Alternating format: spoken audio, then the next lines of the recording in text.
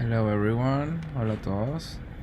And today I'll be trying to solve some problems from Advent of Code. That's a site that tries to entertain and keep in shape computer scientists by challenging to different problems throughout the Christmas season. And every problem has two parts. The first part is the problem, and the second part is usually a refactor that builds upon what you did on the first part. So I already solved the first four problems, and today I'm gonna try to give it a shot to the next ones and try to make it interesting for you. Estaremos resolviendo algunos problemas del sitio Advent of Code. Este sitio trata de mantener entretenidos y afilados los talentos de programadores durante la temporada de Navidad y cuenta con varios desafíos que tienen dos etapas. Una primera, que es como tal el desafío, y una segunda etapa que suele ser un refactor sobre la primera. Entonces estaremos tratando de resolver el 5, tal vez algunos más. Ya los primeros los había resuelto. Así que, let's go.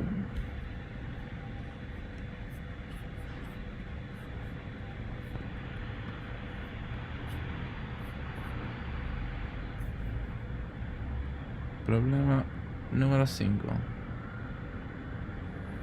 Binary boarding.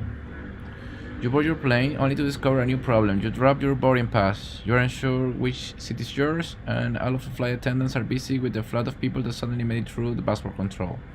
So just context, no information here. You write a quick program to use your phone's camera to scan all the nearby boarding passes. Your puzzle input. Perhaps you can find your seat through process of elimination. Ok, acá nos están diciendo que tenemos que revisar un montón de data para tratar de eliminar datos. Así que veamos. Instead of sum of groups, this airline used binary space partitioning to seat people. A seat might be specified like where F means front, B means back, L means left, and R means right. Ok, vamos a tener una secuencia de caracteres que nos van a describir la ubicación del asiento. The first 7 characters will either be F or B. This specifies exactly one of the 128 rows on the plane. And each letter tells you which half of the region the given seat is in. Okay, so basically what we have here is how to partition the space in order to find the seat. So this is kind of like binary search algorithm. Ok, parece que usaremos algo parecido a la búsqueda binaria para encontrar dónde queda nuestro asiento, yendo dividiendo hacia la parte superior, la parte inferior, izquierda o derecha, hasta encontrar de qué asiento se trata. Entonces la primera parte de la secuencia contiene lo que necesitamos para la altura y la otra, el final de la secuencia, para la izquierda-derecha. So the first thing I think we're going to need is something to decode this part of the sequence and this other part of the sequence in order to use the same algorithm to solve both, because both work with integer ranges, and we're gonna guess, well, no, the range number by counting the number of characters, and then we can decode those characters into something that we can work with to specify either we're going left or right. Ok, entonces intentaremos eso, particionar un poquito el espacio y tratar de utilizar el mismo algoritmo para resolver la parte de front y back y right or left.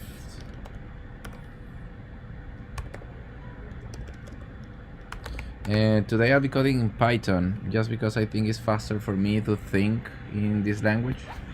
No other reason in particular. So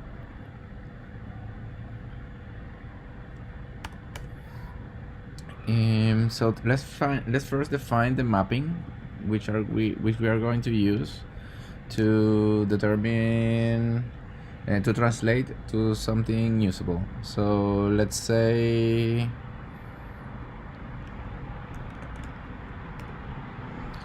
that we're gonna use to translate F to 0, back to 1. We can change those values later if it makes more sense later, and in the same way. So it says front is the lower end of the range, and for left or right, left is the lower half. So front and left are going to mean 0, and back and right are going to be translated to 1. Alright, so we are gonna use this to decode the input sequence, and we're going to decode a lot of these boarding passes. So we are gonna need something to decode a boarding pass, which is going to be this string, and we are going to loop through all the boarding passes. So we're going to have to fetch the whole input and pass it through this function.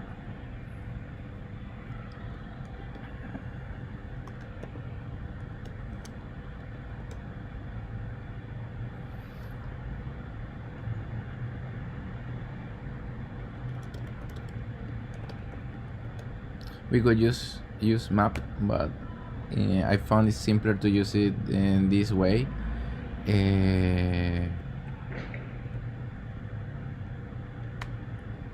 Decode line. I find it's easier to use it this way when you are reading with from an input that doesn't have boundaries. Repasando en español, la idea es utilizar estas traducciones para poder convertir estas secuencias en enteros que sean un poco más fáciles de manejar y así tomar las decisiones, y luego vamos a leer todo el input, el cual vamos a decodificar.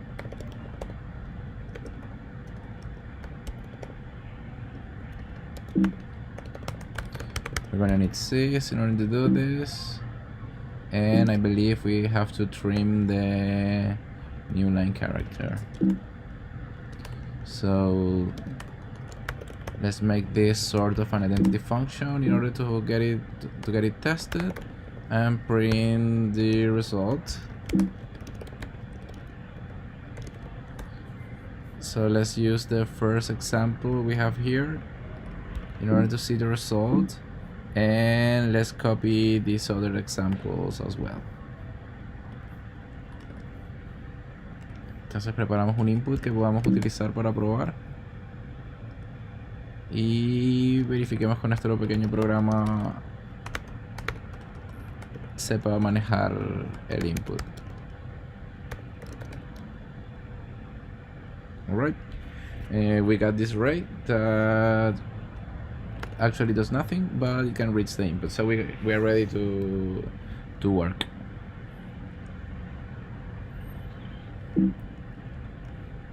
So the answer we are going to look for, first we need to split this thing into 2 parts. So we have it's the row and the column. So row and column will be repeat the first part, so it's the first 7 characters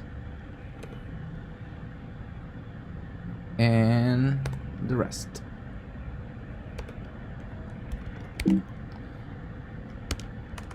And what we are going to return is the decode sequence. I'm going to add the sequence itself so we can trace later and debug. And how do we call this? Define the number.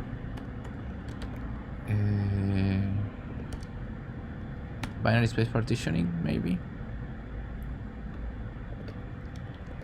from a sequence, and let's return the sequence for now. So it's gonna be BSP for the row and BSP for the column.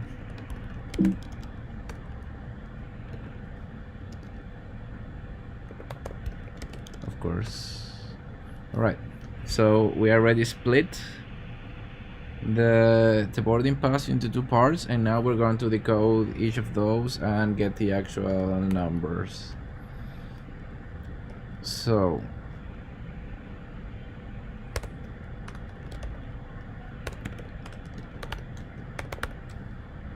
we're going to get to translate, to run it through the map, and we're gonna return the translation. So it's gonna be TR sub C for C in sequence. And we need the power. So for a little test, the first one, it says that runs from 0 to 127, and 2 to the 7 is 128, and that's what we are going to use.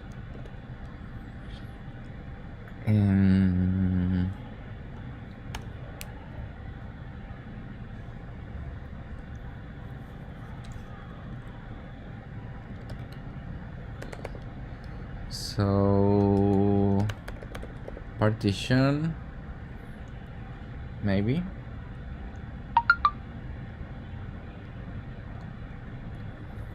So low, it's going to be 0, and high is going to be 2 to the power of len of the sequence.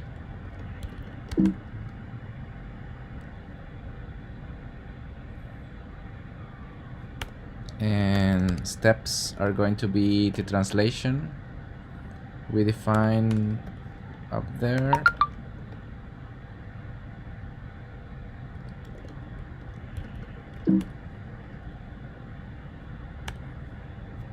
So for step in steps. Now we're going to iterate through the values and make the cuts.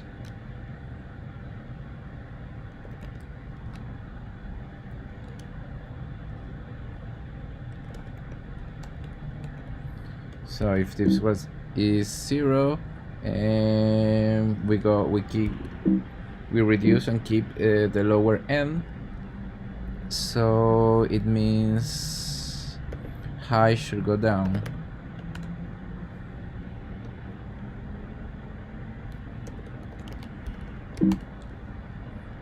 And otherwise we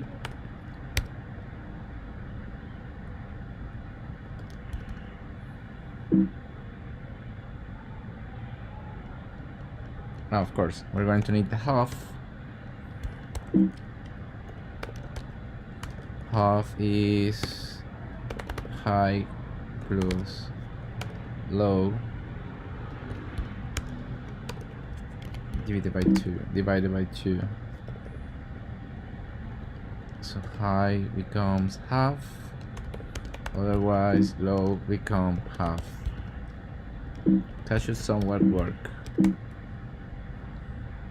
And what we're going to return should be low. Alright, let's test this.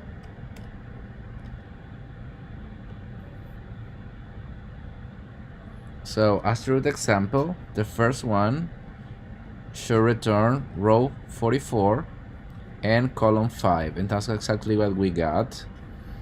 And for the second one, it should be 70 and 7. That's what we got here. 14 and 7, and 102 and 4. And it looks like we got our examples right. So, and that means that the decoding algorithm is working well, and we need to actually solve the problem now.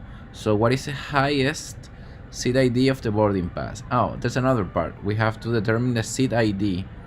The seed ID, there's a formula for that. So it's a row by 8 and the column plus the column number. So let's implement that so we can get the final answer. And sit ID of a boarding pass that's already decoded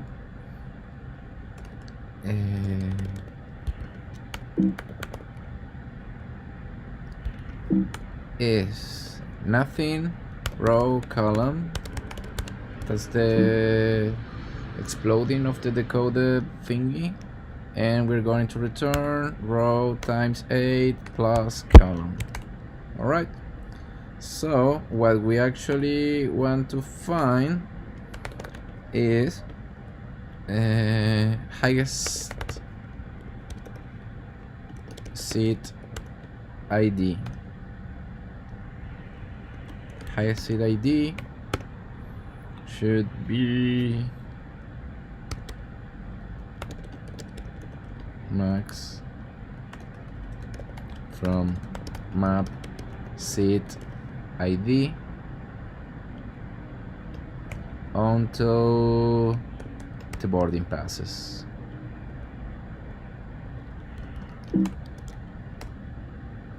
And the highest seed ID on this one is 820 as by the example. So let's try this with the real input.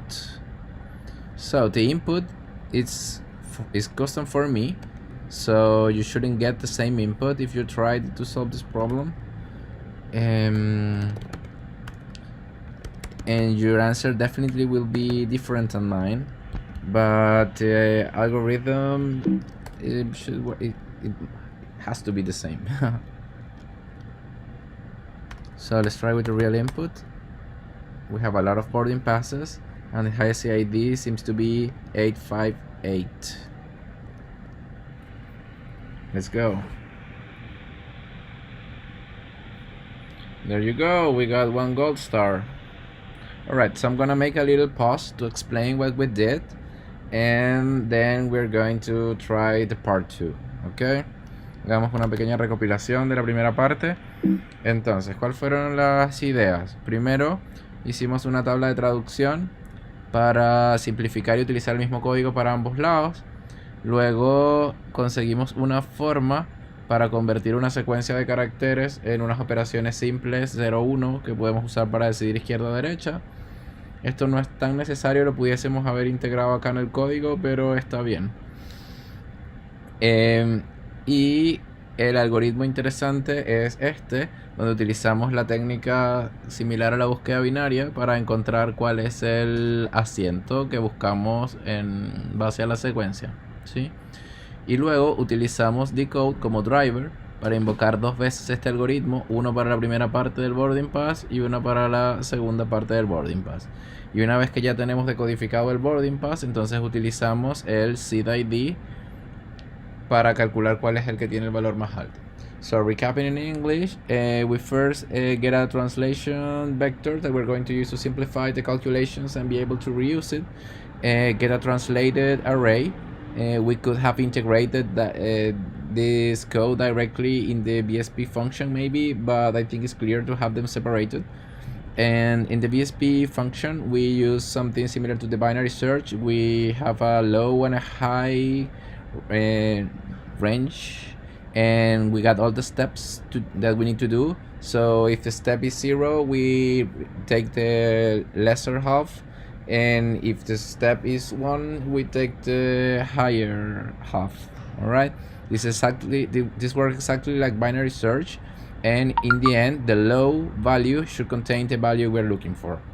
All right, it's easy to demonstrate that it works this way, and the high is one of the range, and that's fine. We shouldn't worry about that. Then we split the boarding pass into 2 parts and use the code function to call the main algorithm 2 times, one for the first part on the row, one for the second part as the column, and then we calculate the seat ID for that. So we decode the input, get formatted boarding passes, and then we get directly the max seat ID of all the boarding passes. So I'm going to delete this statement because we're not needing that anymore. And let's go with the second part.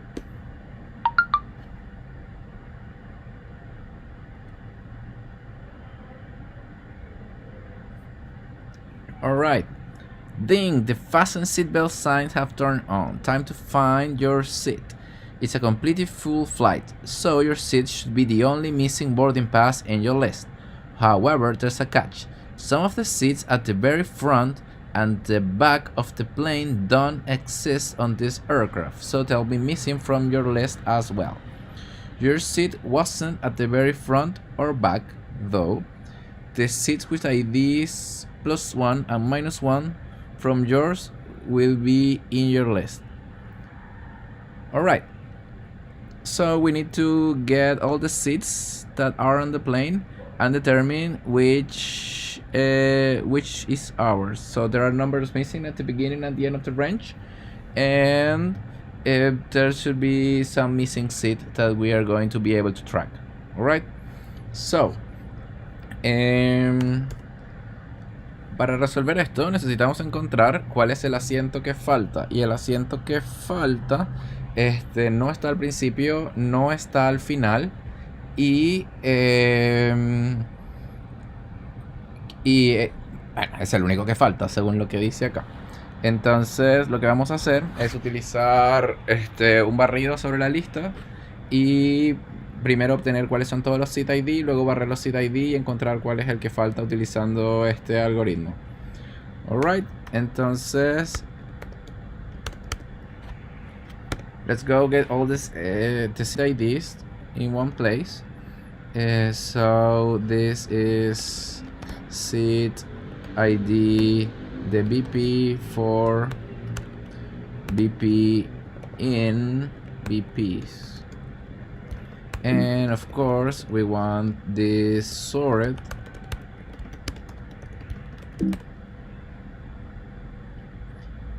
And let's see, let's print this thing. Should be no surprises here, but let's check. So that's a list, and we're gonna iterate it 3 items at a time, and if we detect that there's a gap in them, then that's our answer. Probably even 2 items at a time, because we're gonna have a jump on the list. So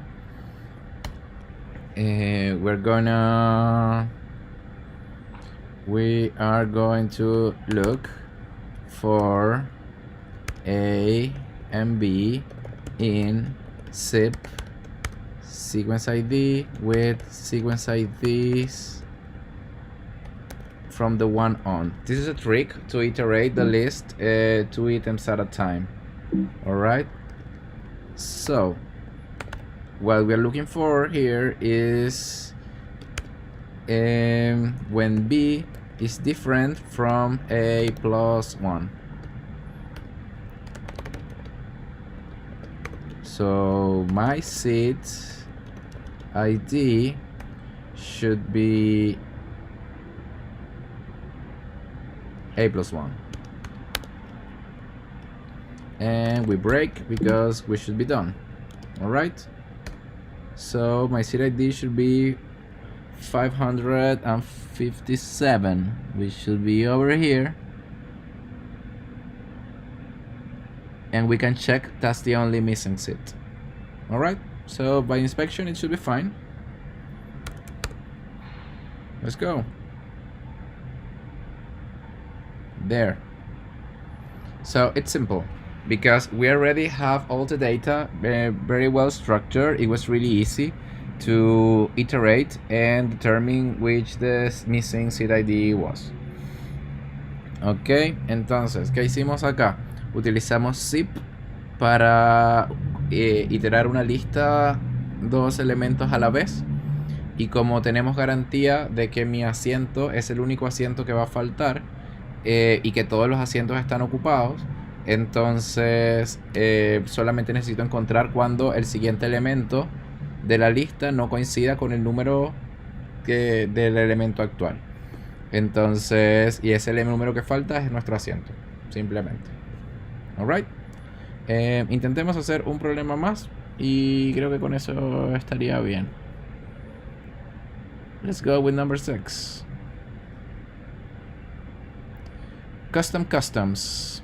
As your flight approaches the regional airport where you'll switch to a much larger plane, custom declaration forms are distributed to the passengers.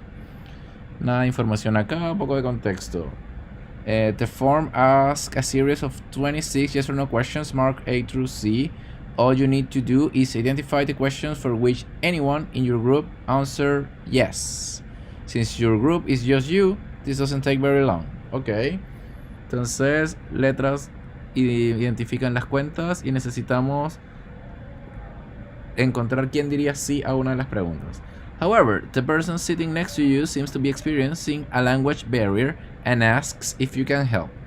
For each of the people in the group, you write down the questions for which they answer yes, one per line. For example, in this group there are 6 questions. Ok, cada letra distinta es de una pregunta, no todas las preguntas están. 6 questions to which anyone answered yes. Ok, we only need to count them once. Solamente tenemos que chequear que una sola vez hayan respondido de esa manera. Another group asks for your help, then another, and eventually you've collected answers from every group on the plane. Each group answers are separated by a blank line, and within each group, each person's answers are on a single line. Okay.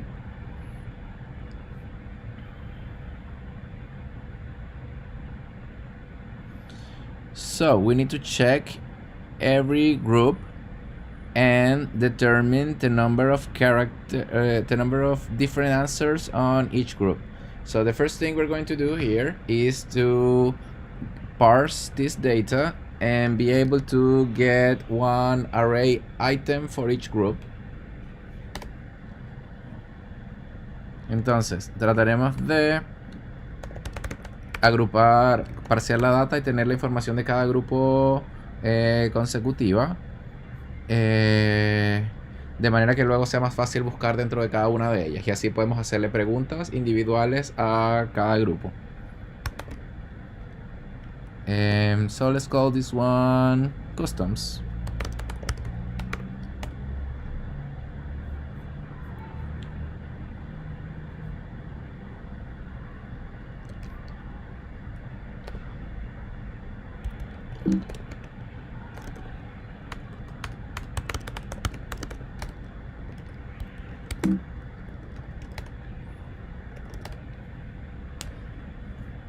All right.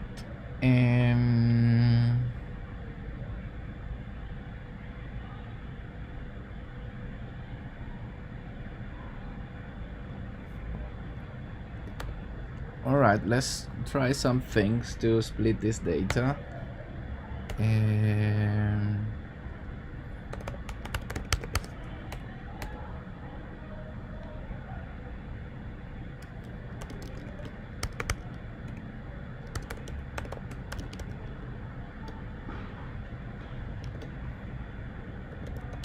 So let's try to read it all at once.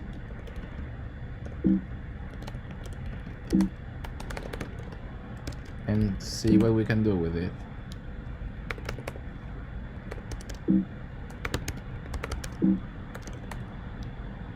Alright.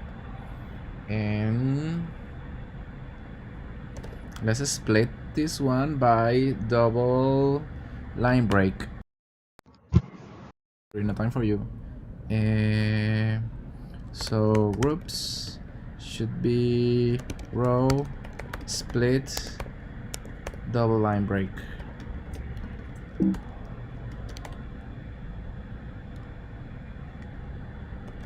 and print groups.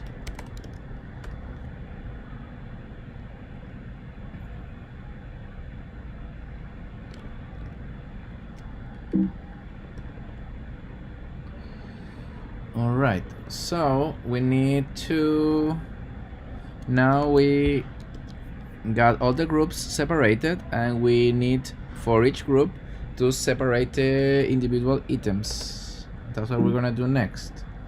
So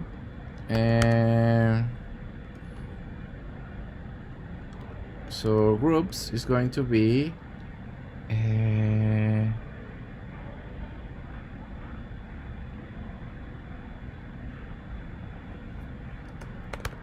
split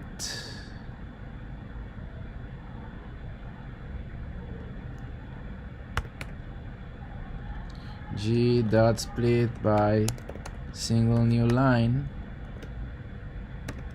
for G in groups. This is not perfect because we have trailing new lines in some of them, but we can fix that later. Oh, sorry, extra parentheses. And wrong token. Alright, so it works, somewhat works, but we have this extra new line at the end. And I believe we can fix that right from the start if we delete it from the raw input. So it should be raw minus the last character. And there you go. Now we have all the groups.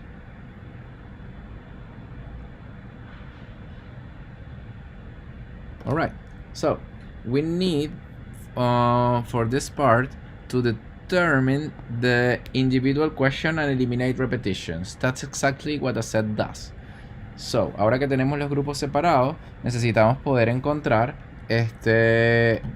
cuáles son los caracteres sin repeticiones que aparecen en un grupo, y eso es lo que hace un set. Entonces, llamémoslo los yes, que los yes son la longitud del set de G for G in GS. So we have GS, and now we are going to have yes. Oh my god, that's confusing. So we have 1, 3, 2, and 1. That's curious. Oh, because it's counting the number of items, maybe?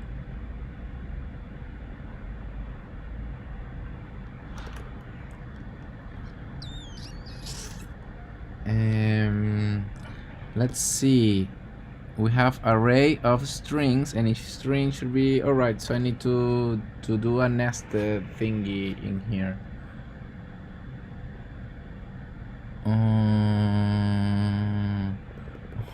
It should be a little more interesting.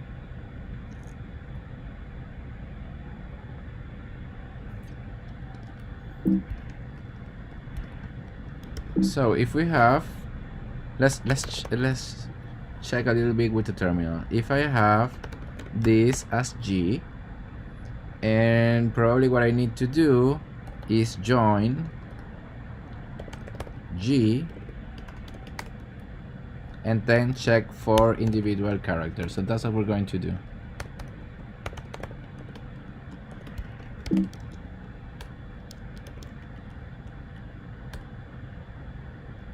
Super. El problema que teníamos es que estaba contando un set por esto, un set por esto, un set por esto, y las longitudes me estaban dando muy diferentes de lo que yo esperaba. Entonces lo que hicimos fue utilizar el string join para poder obtener un solo string que sea el contenido de todos los caracteres del set de cada uno de los grupos, y esos grupos, al convertirlos en un set, eliminamos los duplicados y obtenemos este valor 3331. Oh, there's an extra one here. I missed myself. Oops. So let's add myself to the example. So the answer we get here from the partials are 3, 3, 3, 1, 1. And that's what we should be getting. Alright.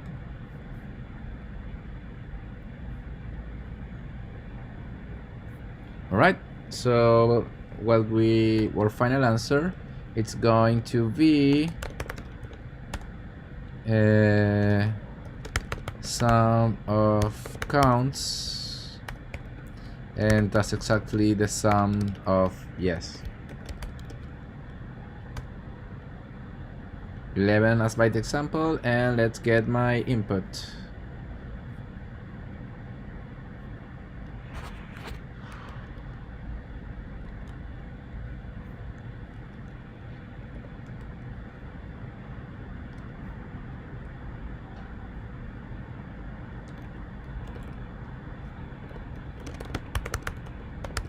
Custom that in.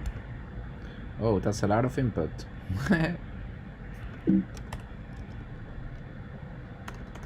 Let's go.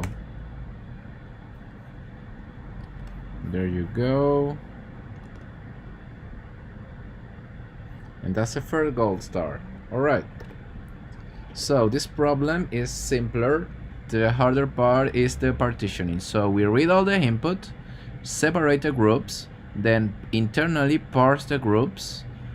So we got each of the elements, and then we use the set data structure in order to eliminate duplicates from each one of them, and finally we get the sum. Este problema es mucho más sencillo. Lo más difícil es parsear la data de entrada, y lo estamos haciendo por dos etapas. En la primera etapa parseamos por doble salto de línea, de manera que tengamos cada grupo por separado, y luego cada grupo pequeño que queda lo voy a separar por un simple salto de línea, de manera que tenga una sola estructura que tiene cada una de los grupos separaditos. Y finalmente vamos a utilizar el join para cada uno de los subgrupos, juntarlos en un solo string y poder utilizar el tipo de datos set para eliminar los duplicados entre ellos, y así tenemos la cantidad de elementos únicos. Entonces finalmente utilizamos len para obtener la longitud de los elementos de ese set. Probablemente una mejor forma de hacer esto sea no tomar el len acá y sí hacerlo acá. ¿Por qué? Porque así tenemos disponibles los conjuntos originales antes de calcular los números, y a lo mejor esa data la podemos utilizar en la segunda parte, que todavía no sabemos de qué se trata. This little factor I just did was to not extract the length in here in order to have the raw data in here, so we can maybe reuse it later in the second part, which we don't know yet what's going to be. And then we use the length at the moment we're going to sum. So this array now is more valuable because it is closer to the original data in a way that we can try to extract information from it later. Alright, so let's go to the second part.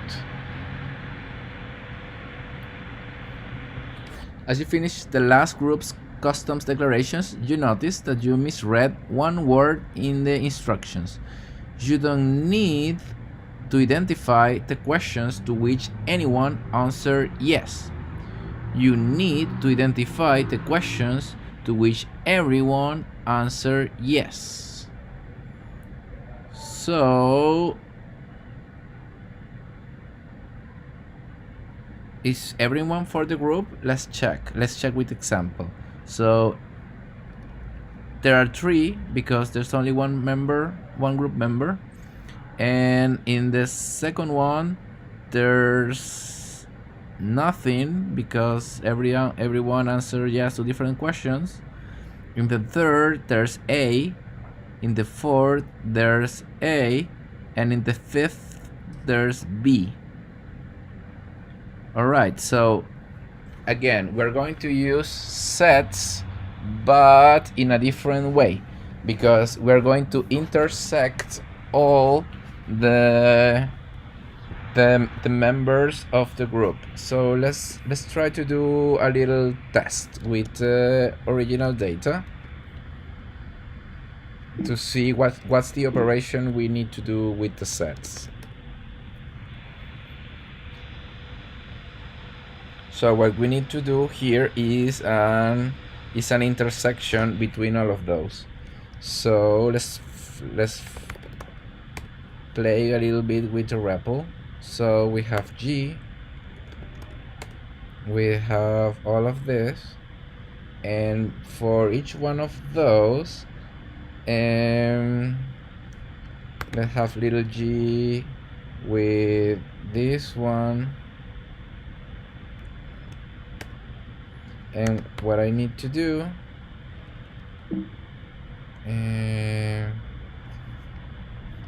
is a reduction. I'm not sure if Python 3 still supports reductions directly, or we need to import something.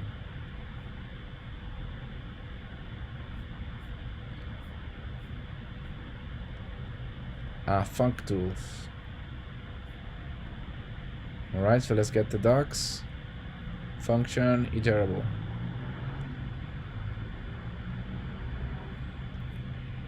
Alright, so what we need to do is a reduction.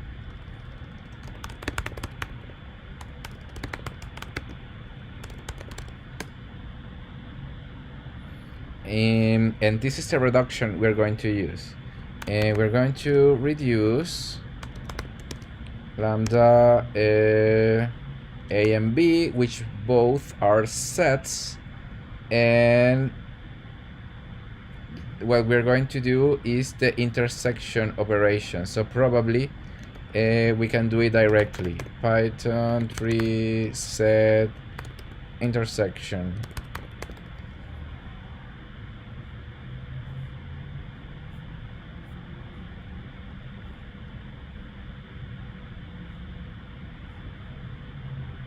Set dot intersection. Let's see if that works directly. I haven't tried that before. Set intersection from G, and the initializer should be empty set. No, it should be the set from a range. No, let's write it.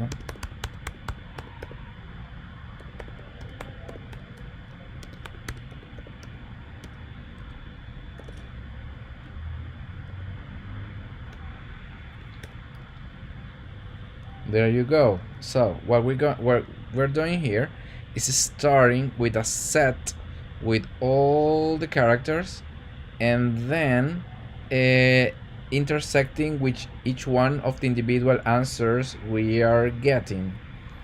So we can try this with every answer. So we're gonna get to reduce for G in G. So we have 3 answers, 0, 1, 1, 1.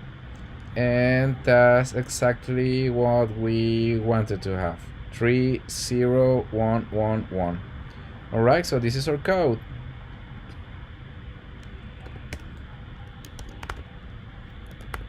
So we first need to do the import. Reduce. And so the intersection is going to be that reduction that we discovered back there from all the groups. And finally we're going to print so this is anyone, and this is sum of cons everyone. The sum, the map, the length of intersections.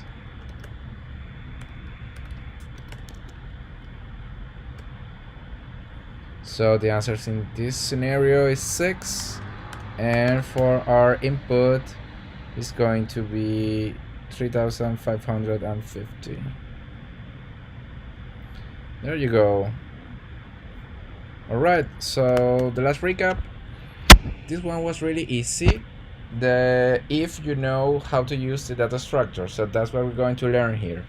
First, we had to do the formatting, which was the hard part, the splitting of the groups, and then for the second part, we are using a reduction in order to compress all the sets of one group into a single set that contains the intersection. So we're using the set.intersection method directly, and we are using that for each of the groups, and the initialization value we're going to use is the full alphabet.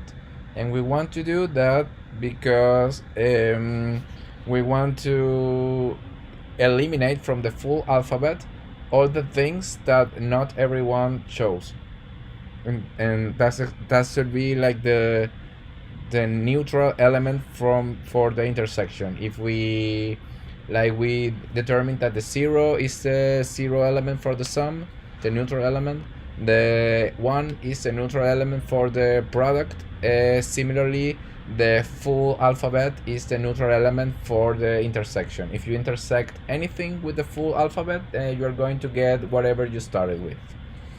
Alright. En español estamos haciendo una reducción utilizando el método de intersección del tipo de datos set sobre cada uno de los elementos del grupo que ya conocíamos, y utilizamos este inicializador tan particular, que es el elemento que contiene todo el alfabeto, porque es el neutro de la intersección. Así como el 0 es el neutro de la suma y el 1 es el neutro del producto, el neutro de la intersección es el paréntesis. Es el paréntesis. Es el elemento completo. ¿Sí? Entonces, cualquier cosa que yo intersecte contra el universo completo me va a dar el mismo resultado con el que yo comencé. Eso. Espero que se hayan entretenido, que les haya gustado, que hayan aprendido alguno que otro truco de programación. Este código es bastante resumido. No creo que sea lo primero que se te vaya a ocurrir cuando estés intentando resolver este problema, pero me gustaría ver las respuestas que se te ocurren para luego tratar de explicarles mejor en otro video quizás cómo utilizamos estas técnicas para reducir el código del código original que ustedes me propongan a un código mucho más funcional que es este. So I don't believe that this answer is the first thing you're going to come up with when you start coding this thing, but I really hope you get there. So if you post or comment some of the ideas you got and the version of the code you got when solving the problem, then I'll be happy to share with you how can we convert that original code you sent me, do a more functional version like this one. So hope you have had a good time, that you learned a little bit, and probably see you in the next one. Thank you and bye.